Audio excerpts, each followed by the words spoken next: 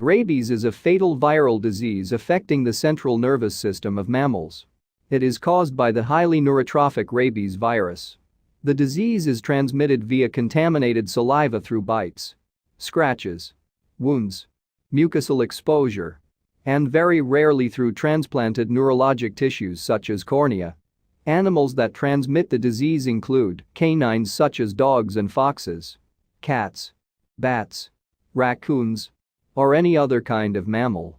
So, in this video I'm going to discuss about the signs and symptoms of rabies.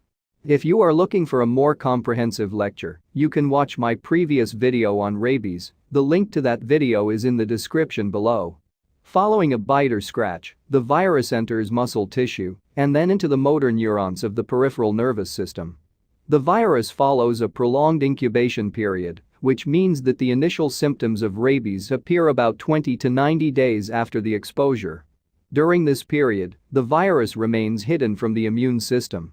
The symptoms of rabies occur in two phases. Initial phase is the prodromal phase, followed by the acute neurologic phase.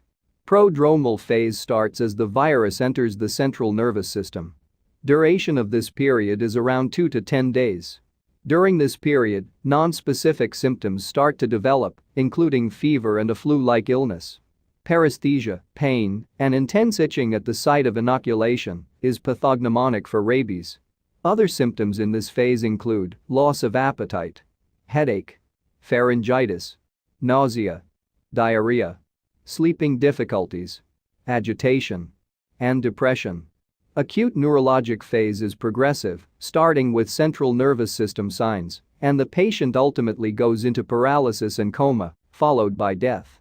However, some patients may die immediately after reaching the acute neurologic phase. About 2/3 of patients will have furious rabies, which is characterized by agitation, restlessness, muscle fasciculations, seizures, hallucinations, episodic delirium, and inability to speak. With time, these signs and symptoms become episodic, and in between, calm and cooperative periods can be seen. Furious episodes last for less than 5 minutes. And they are triggered by visual, auditory, or tactile stimuli. Hydrophobia is pathognomonic for rabies and occur in about 50% of cases. Attempting to drink water or having air blown to the face will trigger severe laryngeal spasms and a sensation of asphyxia. Other features of furious rabies include increased heart rate, anisocoria, a condition where the size of the pupils are different from each other, fixed pupillary dilation, also known as blown eyes, facial palsy, excessive salivation and lacrimation, and postural hypotension. Remaining 1/3 of patients will develop paralytic rabies. Here, the patient is relatively quiet compared to furious rabies. Fever, headache, and nuchal rigidity are prominent in paralytic rabies. Paralysis is symmetrical. In this phase, the patient will gradually progress into delirium, stupor, and coma, followed by death.